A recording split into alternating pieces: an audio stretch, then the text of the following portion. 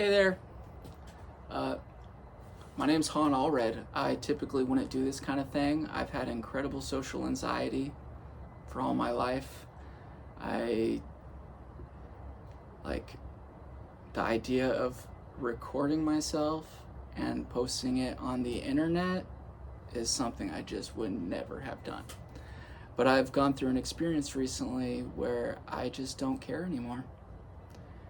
And what I experienced at first felt very crazy, and there's moments that absolutely were crazy and led me to some pretty crazy places. Nothing violent or nothing bad. Crazy, like, honestly, I thought I could be Jesus for a moment. That's like the craziest thing. And yeah, that's the crazy stuff. But I know I'm not Jesus, so I'll get off of that pedestal. I experienced what I didn't know what was happening to me as it was happening. But after doing research and learning about other people's experiences and where I am now in my state of mind, I feel that I accidentally had a Kundalini awakening. And I think some people call this Christ consciousness. So essentially, I went through a crazy experience that it's like I'm the same person, but I'm a different person. I'm the same person in that everything that's real about me is still here. I'm a different person in that everything that wasn't real about me has been cleansed. I don't have fear like I had. I've experienced something so deep and profound that I have no choice but to love everything so profoundly that then there is no choice to turn around and love myself so profoundly. And I've been shooting for self-love for a long time and trying all sorts of things, and never have I had this. I've had deep anxiety, deep, like social fears, and I find that in really finding it important to think for myself, I often have outsider thoughts that don't feel accepted, even though they come from a place of love and empathy and trying to find the connection we have.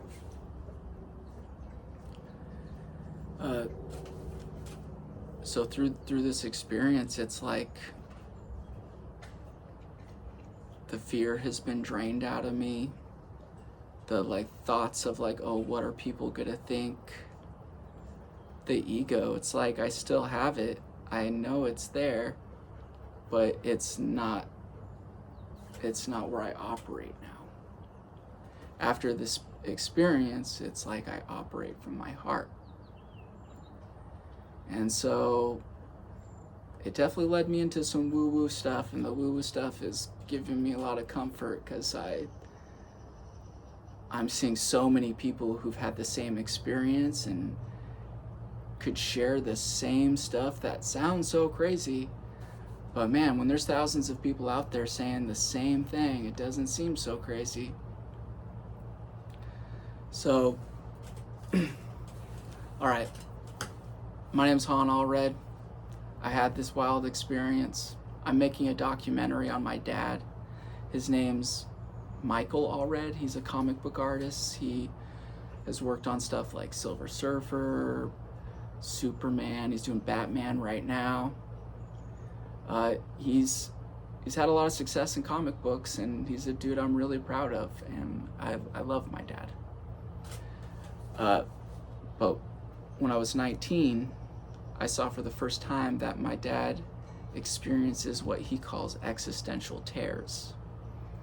And what these are is thoughts of eternity and space and how far space goes, and these unanswerable existential questions will trigger my dad into out-of-body episodes that are so traumatic that he's not the same person for months.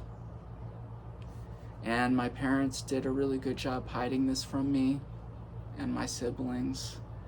And I'm sure I witnessed this as a kid unwillingly, and I probably took in all the stress my parents were feeling unknowingly.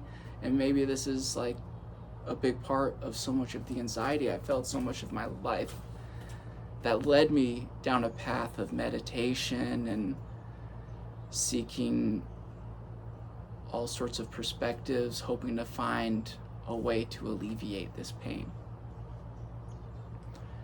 So 5 years ago, I started making this documentary asking, what's the meaning of life?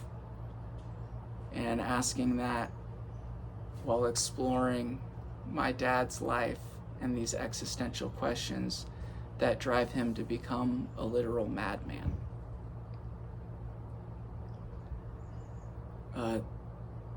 It's been a crazy journey. I thought this was something I could only approach philosophically, and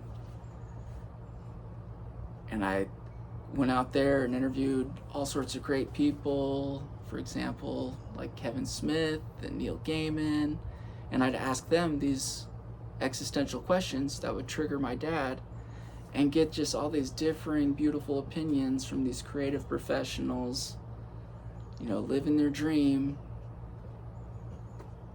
giving me this perspective to get inspiration from. And through making this film, I realized I want to give inspiration to others through it. That's what I want to do. I want people to see, hey, we all can do this. And anybody could go out there and make something. And I really love the way things were. I was in a really good place. I was, I don't really care to be rich. I don't care to be famous. I just want to have the person that I love. And I married this beautiful, awesome artist who's so amazing. And I just want to be working on art that I feel inspired to be working on. If I'm doing that, I'm living my dream. So I've been living my dream. I have hopes for what's to come, especially when I'm done with this film, but it's just the journey's been so rewarding, and I love where I am right now. And, feeling this way, it's I wasn't really meditating. I kind of do that stuff more in times of suffering where it's I need a way out. I was just working and, taking a break here and there from editing. And, so many months ago, as I'm working on stuff, that Kendrick and Drake, there became, that popped up on Reddit. And I hadn't been listening to hip hop in a long time. I grew up on conscious backpack rappers, stuff like AC Alone, Micah 9, the Freestyle Fellowship, Dead Prez, Get Free made a huge impact on me. I think that's one of the best albums ever.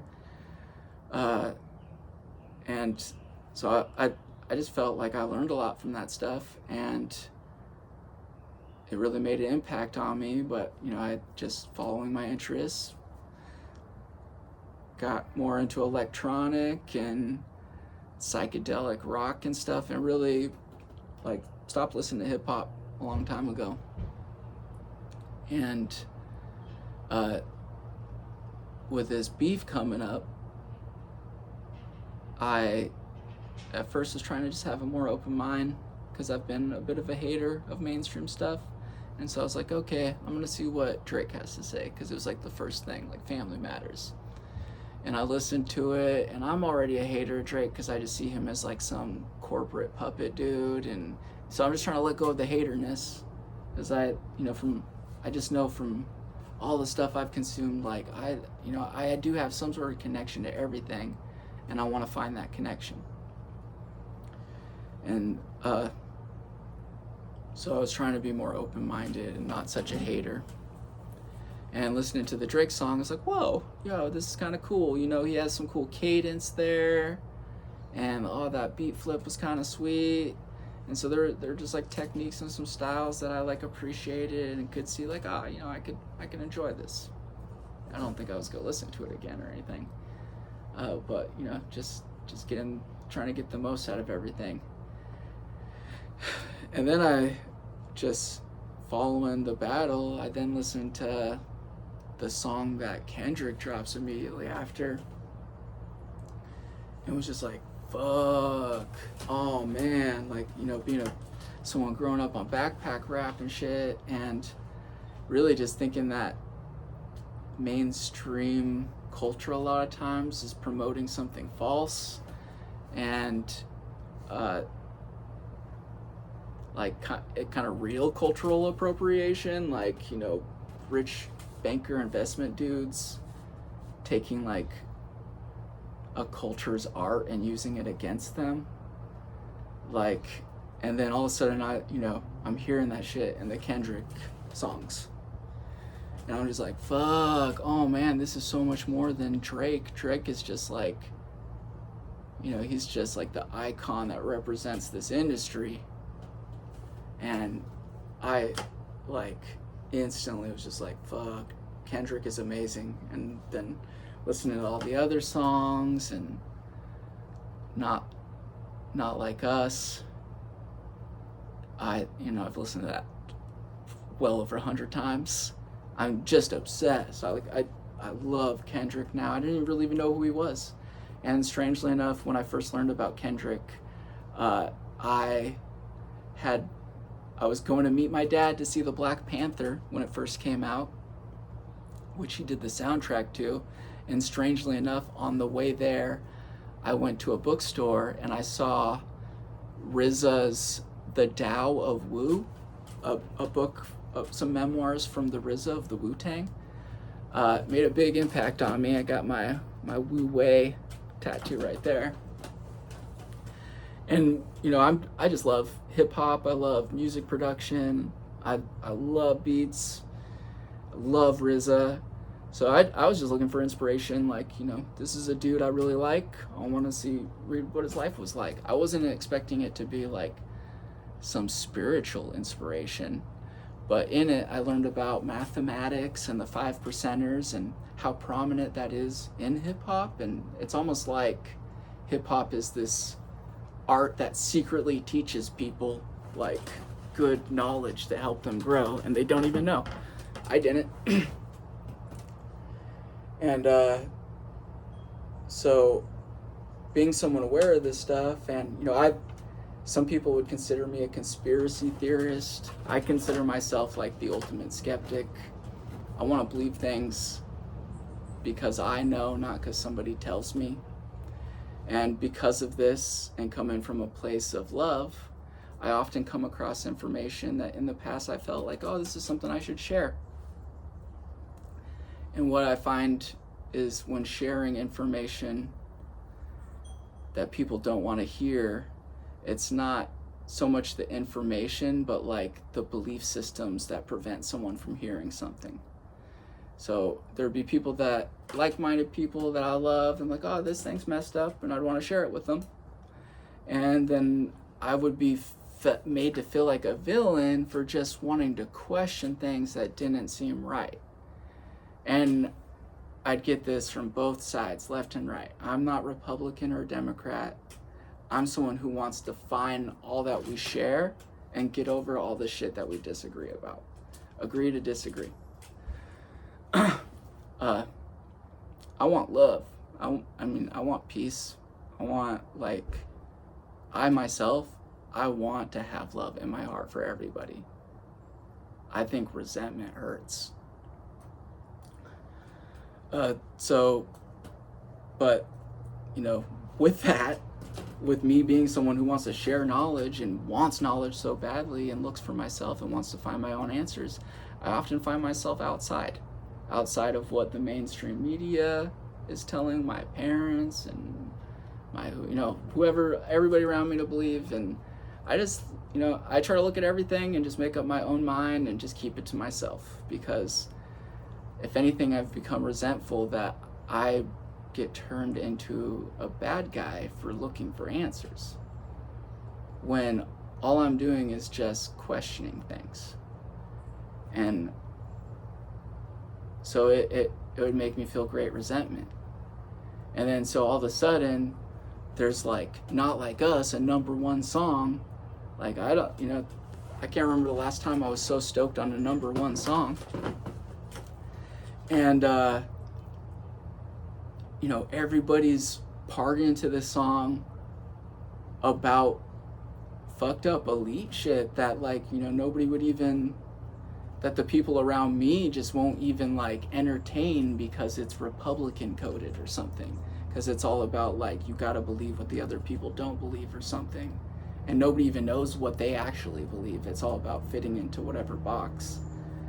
And then so I see Kendrick come out with this shit, and I'm like, whoa, yeah, fuck,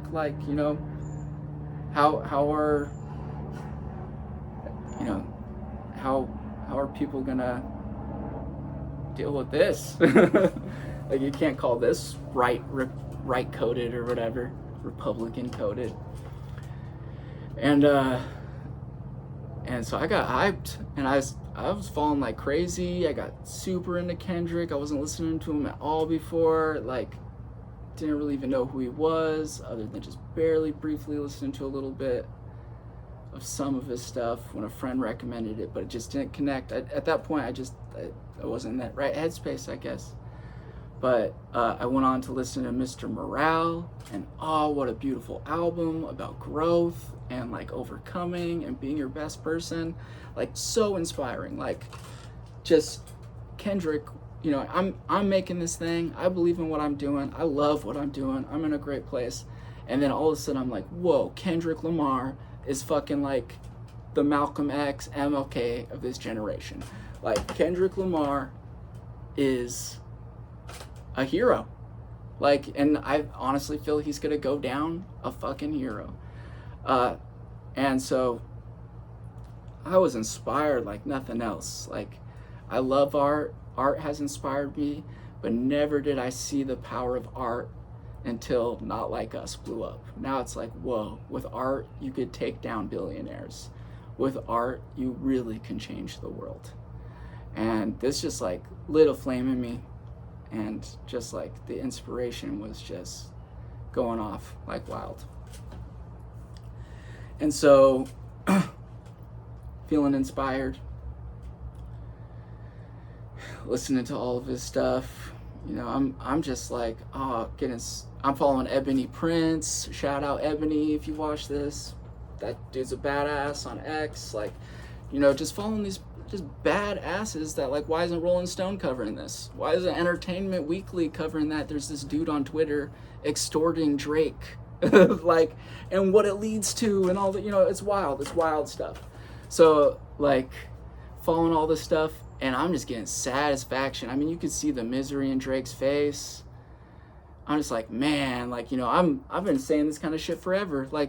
The stuff about Puff Daddy's been talked about forever. I've heard about Puff Daddy shit going back at least 10 years.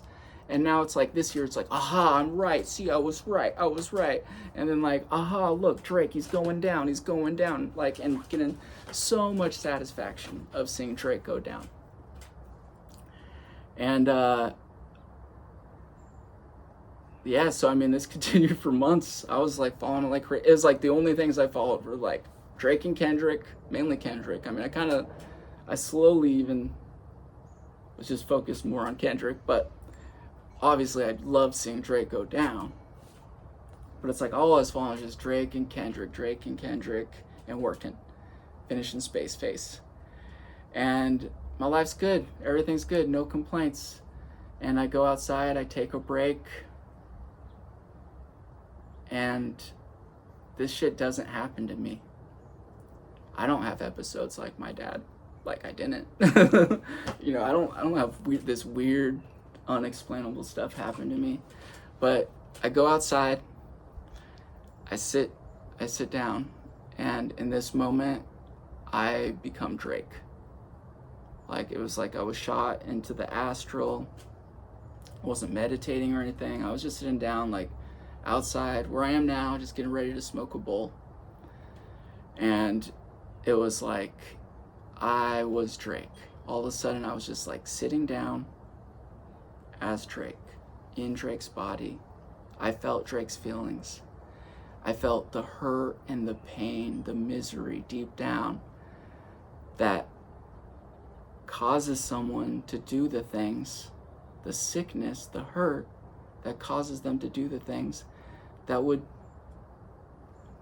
make someone become the monster that I suspect Drake could be.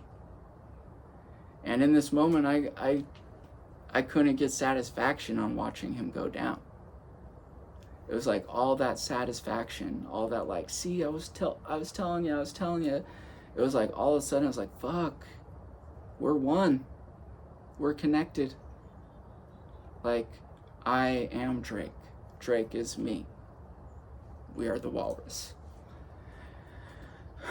And so like this just like really put me in a weird headspace.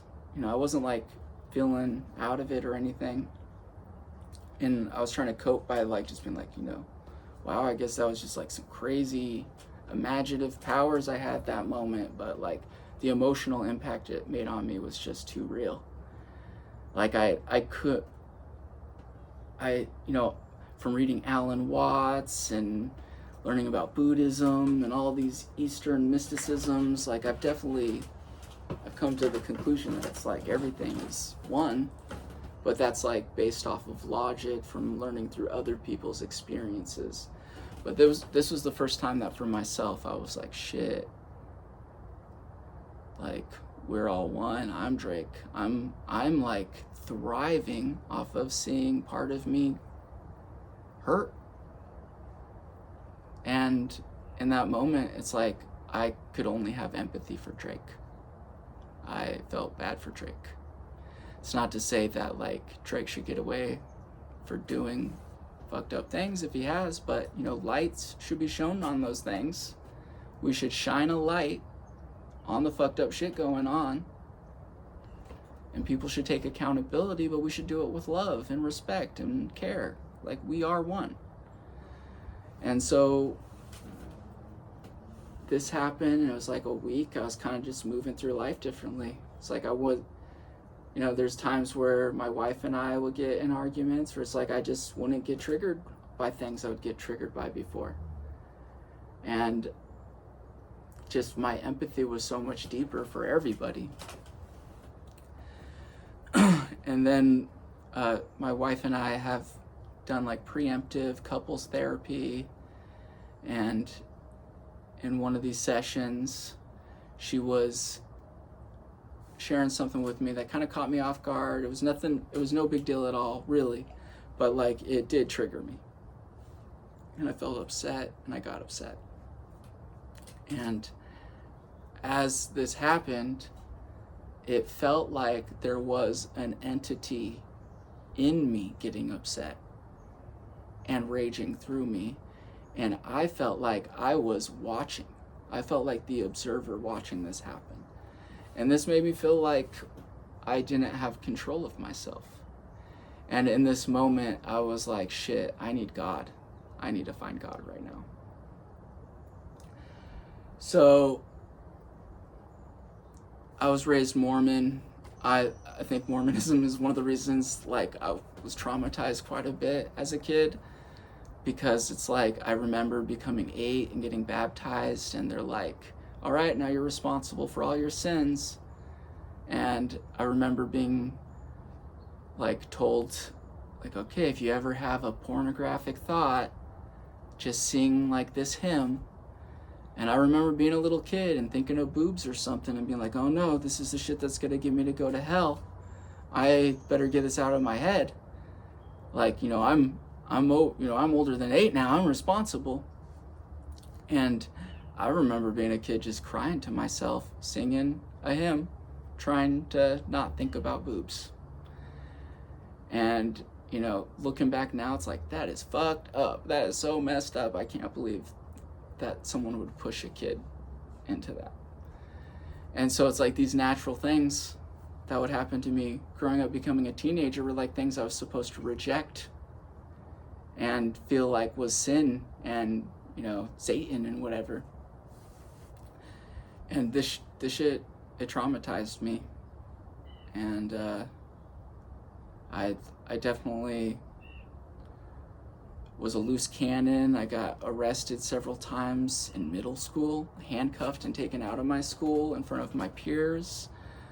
And like now I know, after going through therapy and doing inner child work and all this kind of stuff, that like I was just doing my best.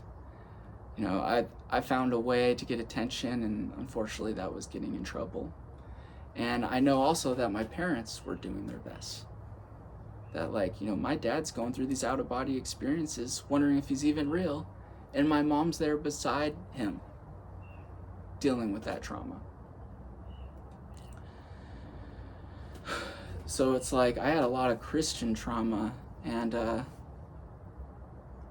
after this newfound experience and feeling this observation through that, you know, therapy, feeling like I wasn't the thing that was mad,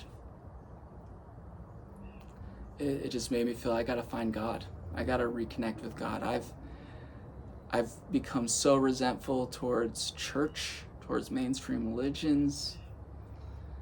It's like, fuck, I gotta find God.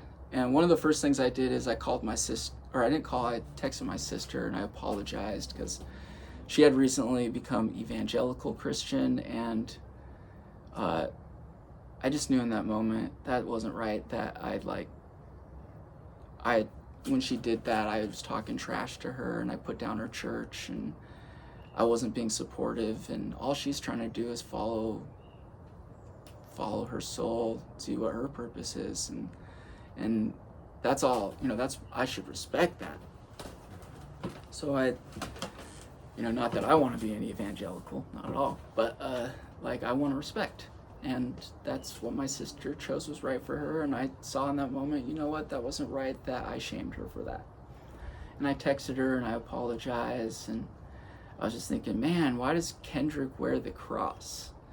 Like, because getting into all this battle stuff, it's like he seems like a 5% of Islam dude. He seems like aligned with RZA and all this like mystery school stuff of like everything's one, and that there's this chunk of people who have the information, who like the secrets of the world, who use it to oppress the other chunk, and then there's this little tiny 5% that know these secrets and want to help the majority become freed from this little majority, this little minority who knows the secrets.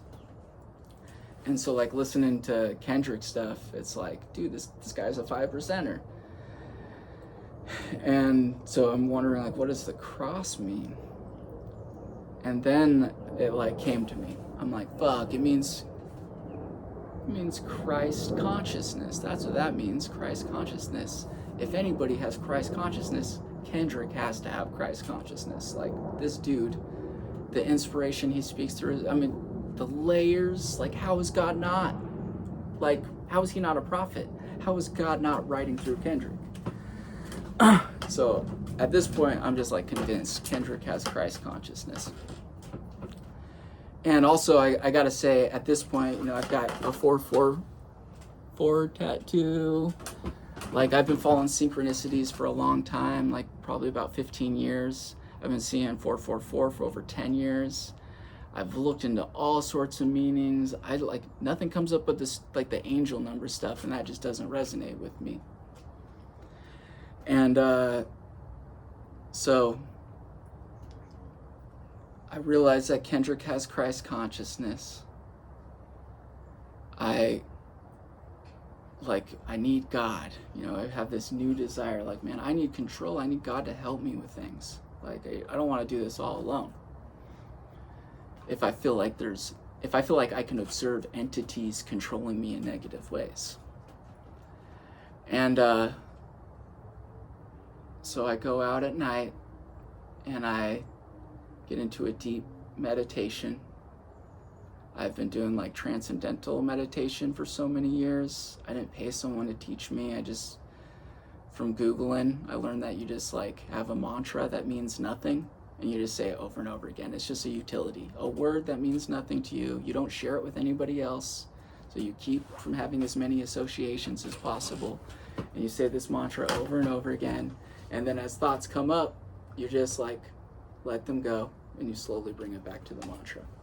And it's like you, by doing this, you like practice letting go of ruminations. You practice letting go. Like it's like training your mind to let go and just be.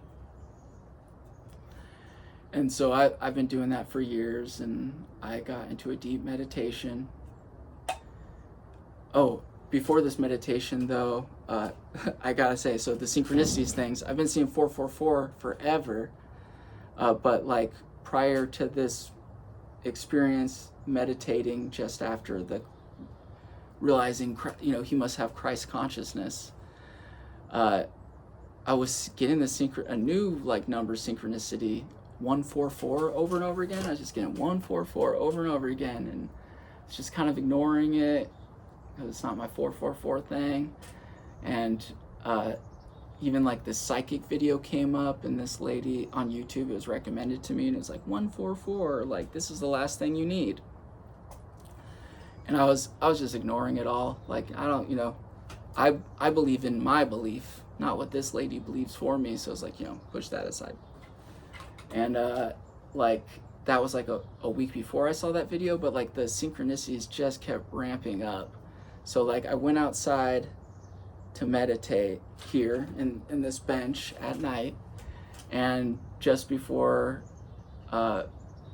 meditating, I was listening to music, and I go to change the music, turn it off or something, although I do meditate with music too. But like I go to change it, which I listen to on YouTube, and I was like, I just got this feeling like I need to look up that, I saw like another 144 or something. I was like, I need to look up that video that I turned down last week.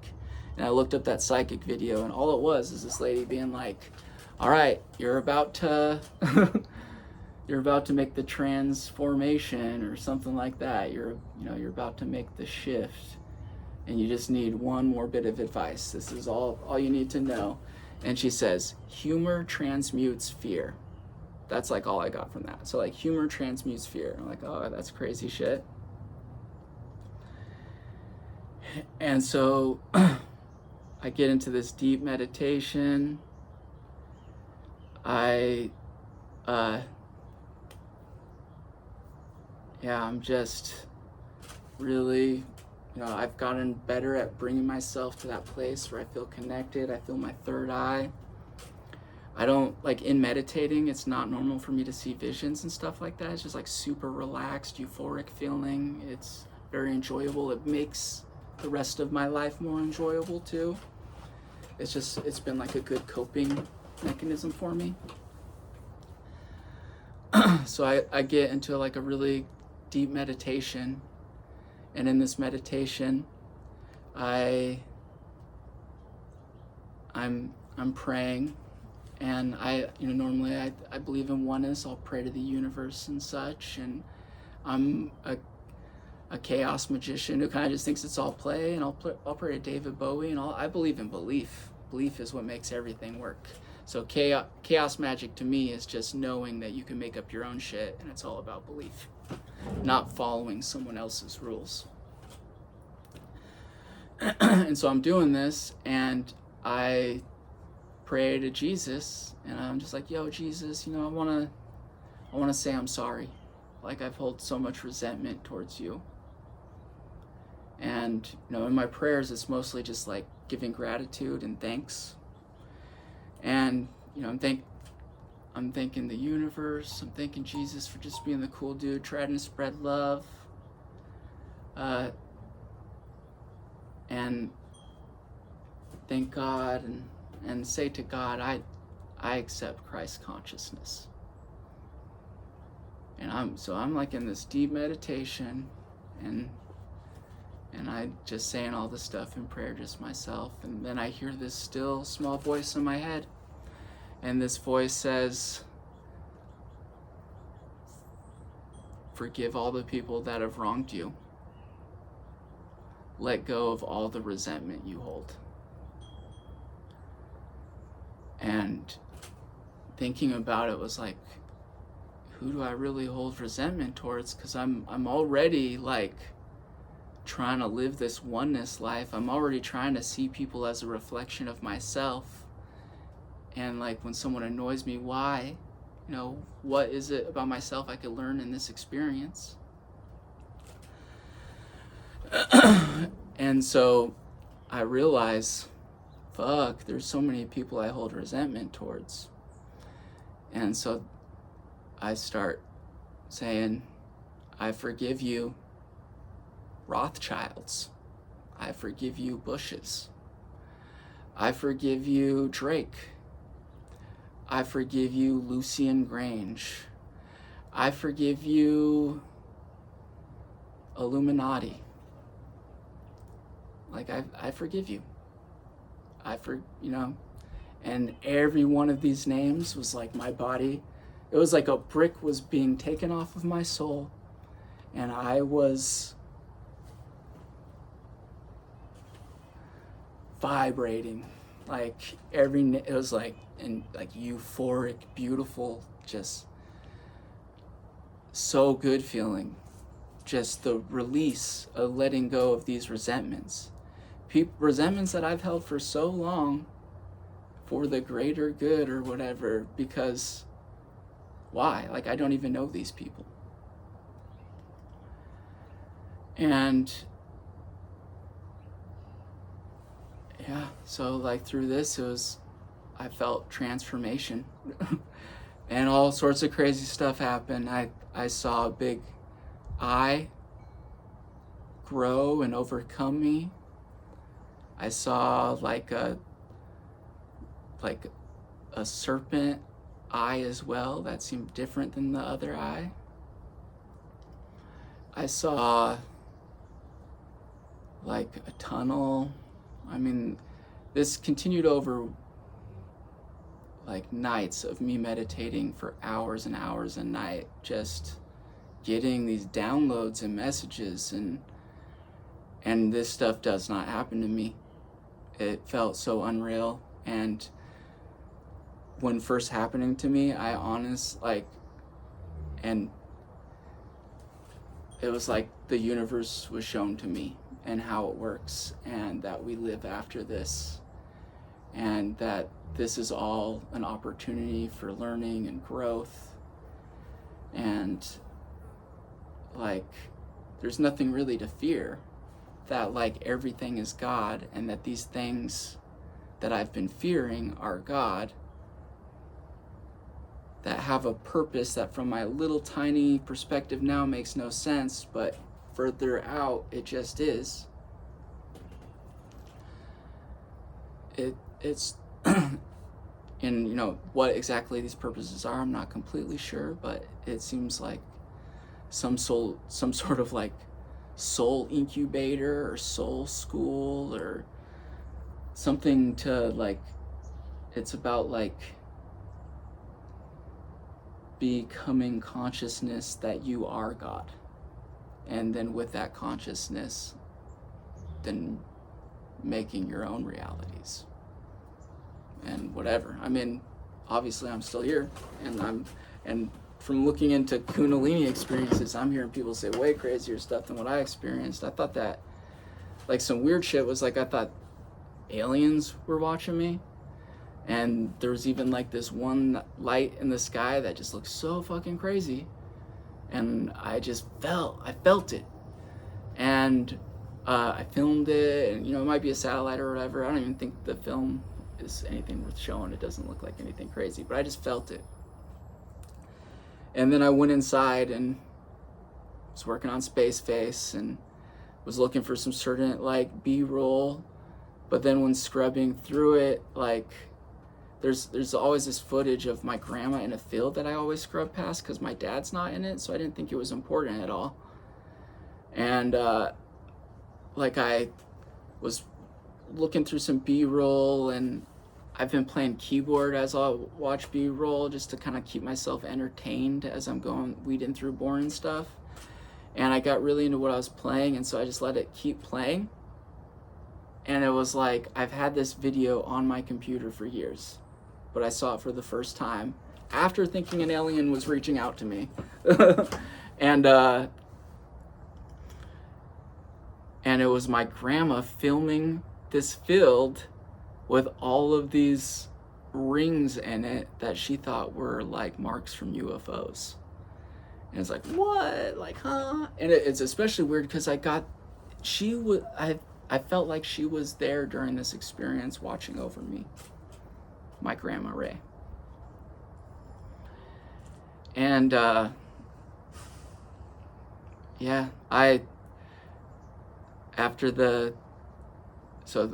lots of different nights. I'll make more videos. Really, this is kind of just practice because, you know, a little bit of this is going to make it into the documentary, a little bit. Because it's definitely an important part of this whole story. But nothing, I don't want to preach. You know, I'm not here to preach. I'm not here to tell people what the truth is. I found my truth. And if anything, to those who are looking, I just want you to know, like, the truth is inside you. But yeah, I guess one more thing, going back to the 444 thing. So I get that 444 synchronicity all the time, and I've looked into it forever. And so I have this experience where I like let go of my resentment towards Christianity. I accept this Christ consciousness and feel this transformation. And then it was like one of the next things I was recommended on YouTube was this video of this Christian woman who has been getting the 4/4 synchronicity for 10 years. And it's led her to believing that our tuning system is incorrect, like tuning middle A to 440, and that it's supposed to be tuned to 444, which to me is like mind-blowing. Like, how did I not know that? I've looked into so many conspiracies. I've dabbled with the 432 stuff. I'm obsessed with 444. I'm obsessed with frequencies. I'm like a modular synth geek. Like, I love synthesizers. I'm so aware of this stuff. How did I not think to even like experiment with tuning to middle A to 444? And then it turns out that John Lennon Imagine is 444. Like, by tuning to 444, C is 528, and there's all these people who believe 528 is really special. This is stuff I'm only now just scratching the surface on because I found it through these synchronicities. And so, you know, this being the very woo-woo side of this, but I'm gonna embrace it. I'm gonna be making music in 444. Like, it, you know, 432 actually sounds a little dull. Like, I've experimented a lot with 432, being someone who thinks about this kind of stuff, and that being brought into my awareness. I experimented, and I felt it wasn't worth the trouble. I felt it sounded a little duller, and that it was just too much effort to like bother with, given that I didn't experience anything profound and that it didn't even sound better. But 444 actually sounds a little more exciting. Like, I'm like, whoa, is that, what the fuck? Like, how did I not know to check this out? And it turns out that there's all sorts of symphonies that still tune to 444. I guess Beethoven would have been like 444. Apparently, like, the Nazis, you know, I don't really know the truth of this stuff. It's something I've heard a bunch, but like, the story that gets told is like the Nazis implemented the 440 standard, and that causes some sort of dissonance because at like the molecular level, we're all vibrations. And so music is vibrations, and it's vibrating us. And if music isn't like, if the tuning system isn't correctly like arranged, then it could cause dissonance in people, that could cause sickness and such. And so there's people who look into all sorts of like sound, like therapy and stuff like that. Like, I'm only just scratching the surface. So I love synthesizers. I love making music. I'm making all the music for Space Face. It's not far off. And yeah, so this is my story. If anybody else has gone through something weird like this, like, the main reason I'm making this is because I don't want to feel alone. I went through this thing, and I thought it was beautiful. I'm a new person, a better person. I'm the same person. I'm just not the fake person. It's like everything about me now is real, and everything that was fake about me before no longer exists. And yeah, that's through finding this. What now I'm like 100% sure is this Kundalini awakening, or Christ consciousness, or whatever other names for it. I think a lot of people find this through all different religions and different ways. You know, people could find it through Christianity, Judaism. I found it through pop culture. I found it through a rap battle. And you can too. And we all could do anything we want, and God is in everything, and that's what I want to share. And if you don't believe it and you believe I'm crazy, I'm cool with that. I'm cool with that. And if you believe me and you think there's something to it, you know, I'm down to share more. And I'm going to, like, check out Space Face, of course, and so much more. I mean, at this point, I feel like I have to write a book too, which I never, ever, ever, ever thought I would do. So that's it. That's my story. I'm sticking to it. I love everybody. Man, if Kendrick Lamar saw this, I love you so much. Daylit, like, fucking Absol, the whole TDE, J-Rock, man, like, I'm just loving those guys. So, I love you all. I love everybody. We all got it within. Have a great day.